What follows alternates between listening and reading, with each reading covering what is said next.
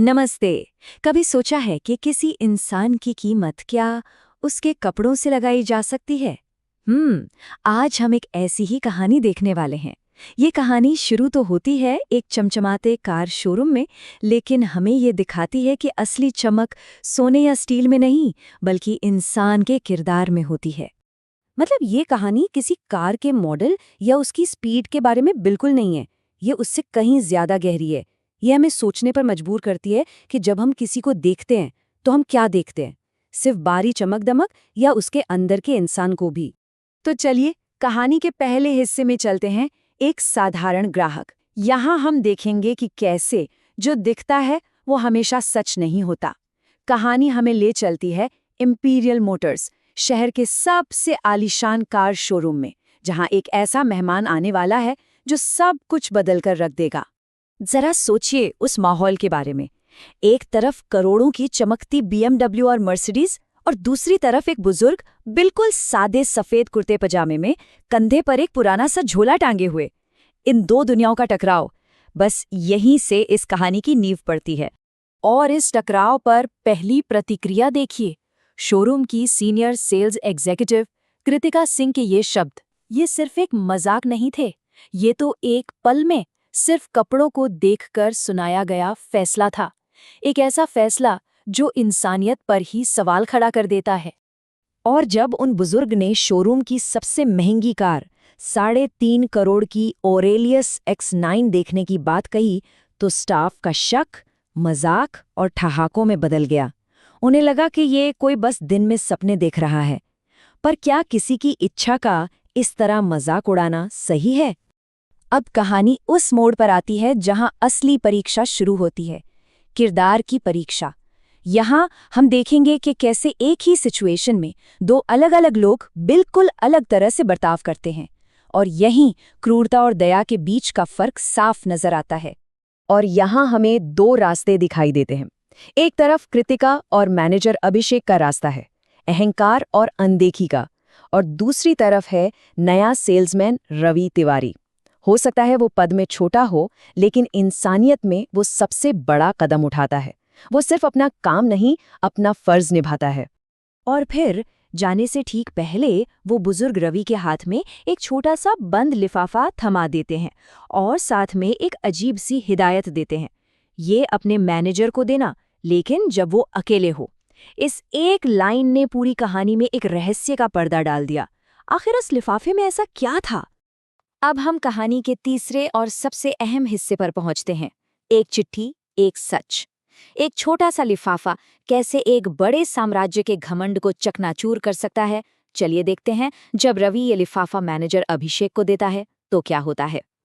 अभिषेक उस लिफाफे को बड़ी लापरवाही से खोलता है। उसे लगता है शायद किसी ने दान के लिए अर्जी भेजी होगी, लेकिन जैसे ही वो अंदर का कागज पढ़ता है, उसके चेहरे का रंग उड़ जाता है। चंद शब्दों ने उसके घमंड के महल को हिलाकर रख दिया था। ये कोई धमकी नहीं थी, ये एक ऐलान था। चिट्ठी में साफ लिखा था कि अब खेल बदल चुका है।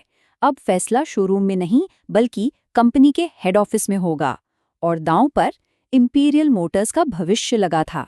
और फिर कागज के आखिर में एक नाम लिखा था, S. शेखावत। ये नाम पढ़ते ही अभिषेक के पैरों तले जमीन खिसक गई। S. शेखावत, ओरेलियस ग्रुप के संस्थापक। मतलब जिस आदमी को उसने भिखारी समझकर भगा दिया था, वो असल में उसी की कंपनी का मालिक था। इतनी बड़ी सच्चाई जानने के बाद भी अभिषेक का घमंड नहीं टूटता।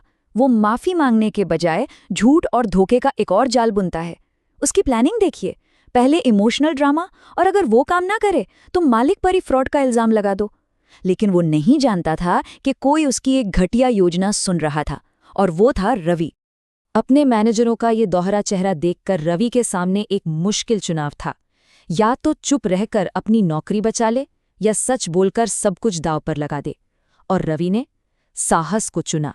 उसने सीधे कंपनी के बोर्ड ऑफ डायरेक्टर्स को ईमेल लिखकर सारा सच बता दिया। और फिर आता है हिसाब का दिन। अगले दिन S. शेखावत फिर से शोरूम में कदम रखते हैं, लेकिन इस बार उनके कंधे पर झोला नहीं, बल्कि पूरे साम्राज्य का वजन था। वो ग्राहक बनकर नहीं, मालिक बनकर आए थे, और उनके चेहरे पर इंसाफ का इरादा साफ था। शेखावत अभिषेक की आंखों में देखकर कहते हैं, इंसान की असली पहचान अच्छे दिनों में नहीं, बुरे दिनों में होती है, और कल मैंने तुम्हें पहचान लिया। इन शब्दों के साथ उन्होंने साफ कर दिया कि ये सौदाकार का नहीं, किरदार का था, और अभिषेक ये परीक्षा बुरी तरह हार चुका था। जब अभिषेक फिर भी झूठ बोलने की हिम्मत करता है तो शेखावत की टीम आखिरी कील ठोकती है। पिछले दिन की पूरी सीसीटीवी फुटेज, हर एक मजाक, हर एक अपमान, सब कुछ कैमरे में कैद था। अब झूठ के लिए कोई जगह नहीं बची थी, और सजा भी वैसी ही मिली जैसी गलती थी। अभिषेक को मैनेजर की कुर्सी से हटाकर अगले 6 महीनों के लिए सर्विस सेक्शन में भेज दिया गया। अब उसका काम था गाड़ियों की धूल साफ करना और ग्राहकों को चाय पिलाना। ये सजा नहीं, बल्कि सम्मान का वो पाठ सीखने का एक मौका था जो वो भूल चुका था। और हर कहानी की तरह यहाँ भी कर्मों का फल मिलता है। जहाँ घमंड का सर झुकता है, वहीं इंसानियत को उसका असली हक मिलता है। ये है ईमानदारी का इनाम। और इनाम मिलता है रवि तिवारी को। शेखावत उसे सीधे शोरूम का नया असिस्टेंट मैनेजर बना देते हैं। जब रवि अपने कम तजुर्बे की बात करता है तो शेखावत उसे बताते हैं कि तुम्हारे पास वो सबसे बड़ी डिग्री है जो किसी के पास नहीं थी, इंसानियत। और आखिर में शेखावत के शब्द इस पूरी कहानी का निचोड़ हैं। वो समझाते हैं कि एक ब्रांड की पहचान उसकी महंगी गाड़ियों से नहीं, बल्कि उन लोगों से होती है जो हर ग्राहक को सम्मान देते हैं। असली कीमत प्रोडक्ट की नहीं, बल्कि उस सम्मान की होती है। इस एक दिन का असर सालों तक रहता है। शोरूम की हवा बदल जाती है, अहंकार की जगह विनम्रता ले लेती है।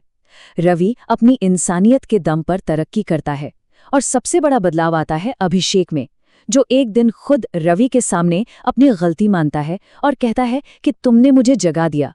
और जाते जाते शेखावत रवि को वो सबसे कीमती तोहफा देते हैं जो एक गुरु दे सकता है, ज्ञान। उनकी ये सलाह सिर्फ रवि के लिए नहीं, हम सब के लिए है। जब दुनिया तुम्हें पहचानने लगे, तब भी वही बने रहना जो तुम तब थे जब तुम्हें कोई नहीं जानता था। तो ये कहानी हमें इसी एक सवाल पर लाकर छोड़ देती है, हमारी असली कीमत क्या है? क्या वो जो हमारे पास है, हमारी दौलत, हमारी गाड़ियां, या फिर वो जो हम हैं, हमारा किरदार, हमारी इंसानियत? इसका जवाब आपको खुद खोजना होगा।